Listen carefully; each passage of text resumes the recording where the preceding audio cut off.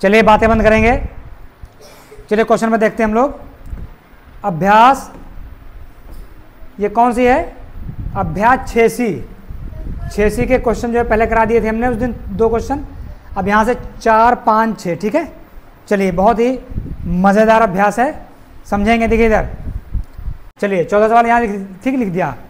अब जैसा हम बता रहे हैं वैसे आपको अपनी कॉपी पे उतारना होगा, ठीक है। चलिए पहले समझते हैं सवाल को।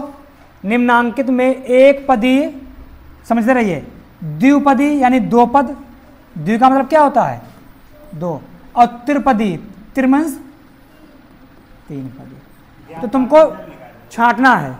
तो अब देखिए हमें क्या छांटना है, एक पदी कौन सा है, द्विपदी कौन सा है और 3 पदी कौन सा है, ठीक है। पहला सवाल देखेंगे, यहां पर देखेंगे ये प्लस का निशान लगा है, तो देखिए 3xy एक पद हो गया और 7 एक पद हो गया। तो इसमें कितने पद हैं? तो लिखेंगे यहाँ क्या लिखेंगे? द्विपदी है। क्या लिखेंगे? और आप ऐसे ही नंबर डाल के लिख रहे, ये उत्तर आपका पूरा सही हो जाएगा, ठीक है। इस पे आ जाएंगे नंबर 2 पे। देखिए 15x की घात 3, ठीक। अब देखिए 15x की घात 3 का मतलब क्या हुआ? 15 गुणे x की घात 3, यही तो हुआ। हम जानते हैं ये जो अचर है ये चर है, तो चर अचर की गुणा करेंगे तो गुणे का निशान क्या हटा सकते हैं, तो पद एक ही होगा। मतलब इसके अंदर गुणे का निशान जरूर है 15x के बीच में, लेकिन पद गुणे से पहले एक अलग थे, गुणा कर दी गई, एक हो गया। तो इसमें इसको क्या कहेंगे? एक पदी। क्या कहेंगे? सवाल नंबर 3 देखेंगे। देखिए 2x की घात 2 प्लस 7x फिर -3। अब यहाँ पर देखिए कितने चिन्ह लगे हैं, एक प्लस का निशान लगा हुआ है, फिर एक माइनस का लगा हुआ है। तो सबसे प्लस के इधर कितना लिखा था? 2x की घात 2 लिखा था, फिर प्लस का निशान हुआ, यानी इसने क्या किया? बंटवारा कर दिया। ये एक पद ये हो गया, प्लस के बाद दूसरा पद ये हो गया, और माइनस के बाद तीसरा पद हो गया। आवाज नहीं? तो इसको क्या लिखेंगे बेटा बताओ? इसको क्या लिखेंगे हम लोग? इसको लिखेंगे 3 पदी। क्या लिखेंगे? इसको लिखेंगे त्रिपदी। त्रिपदी का मतलब क्या हुआ? 3 पद हैं। ये सवाल लग गया। सवाल नंबर 4 देख लेते हैं। देखो 3x की घात 2, अब माइनस लगा है, फिर 10xy लिखा हुआ है। तो माइनस क्या कर रहा है? इधर वाले पद को अलग कर रहा है, उधर वाले पद को अलग कर रहा है। ये है तो 3 लोग इसमें, 10 है, एक x एक y, लेकिन तीनों के बीच में गुणे का निशान लगा है। जब गुणे का निशान लगता है तो पद एक ही बचता है, ठीक है। तो कितने पद होगा ये? द्विपदी। कितने हो जाएंगे?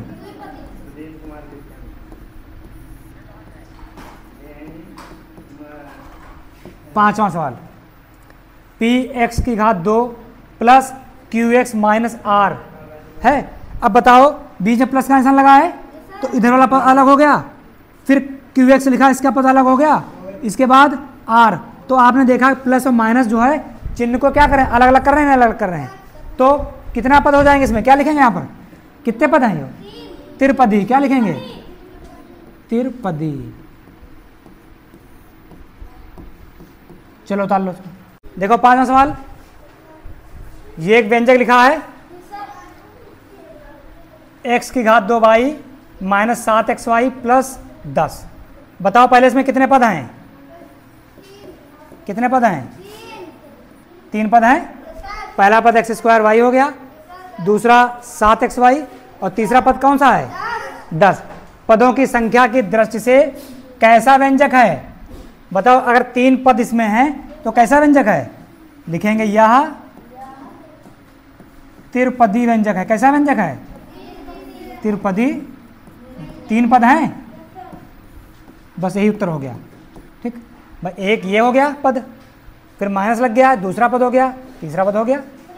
उतार लो, वो तो हमने समझाने लिख दिया है। ये लिखो, ये लाइन उतार लो जल्दी से। और कापी पर देख कल चेक करेंगे कापी, ठीक है। हाँ नहीं आज ना चेक कराओ। सवाल नंबर 6, नसरीन के पास 3x आम है, उसने 2y आम अपनी बहन अबीना को दे दिया। देखिए 3x आम संख्या में नहीं है। देखिए 3x का मतलब एक जो है हमारे पास चर है, अचर है, और दूसरा क्या है? चर है ना। अब देखिए 3x संख्या में नहीं है कोई है। अगर संख्या होती तो बड़ा आसान था घटाना जोड़ना। पहला सवाल है नसरीन के पास कितने आम शेष बचे। अब देखिए अगर यहाँ पर मान लेते हैं आपके पास 15 आम हैं और आपने किसी को 8 आम दे दिए। कितने आम दे दिए? 8 आम दे दिए।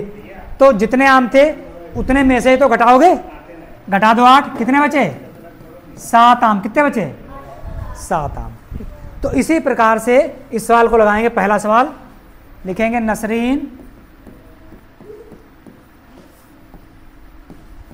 के पास शेष आम बराबर, पहले आम थे कितने बेटा बताओ? 3x थे। गुड। और आम कितने अपनी बहन को दे दिए? 2y। तो जो दे दिया वो निकल गए ना इस तरह से। ठीक है, चलिए अब देखिए यहाँ पे चर x है, यहाँ y है, घट ही नहीं सकता। यही इसका क्या हो जाएगा? उत्तर हो जाएगा। ठीक है, चलिए हो गया। दूसरा देख लेते हैं शेष आमों की संख्या में कितने पद हैं। अब देखिए शेष आम जो थे वो कितने थे बेटा? 3x में से 2y। यही तो था शेष आम का मतलब क्या हुआ? जितने आम थे उसमें से निकल गए 2y, तो 3x में से 2y घट गया। अब आपको बताना है शेष आम 3x में 2y है, इसमें कितने पद हैं? लिखो, लिख लेंगे शेष आम में 2 पद हैं। कितने पद हैं? 2 पद हैं। चलो डाल लो। पदों की संख्या से की दृष्टि से ये किस प्रकार का व्यंजक है, इसी की बात की जा रही है। जो शेष बचे थे उसकी बात की जा रही है। तो पहले लिख लेंगे तीसरा खंड। देखिए पहले लिख लेंगे शेष आम कितने बचे थे बेटा बताओ? 3x में से कितने घट गए थे? ये हो, ये था। अब वो ये पूछ रहे हैं ये जो व्यंजक है वो किस प्रकार का है, बताओ इसमें कितने पद हैं? तो ये व्यंजक 2 पदी हुआ कि नहीं हुआ? तो लिखेंगे यह व्यंजक द्विपदी है। लग गया सवाल। ठीक है।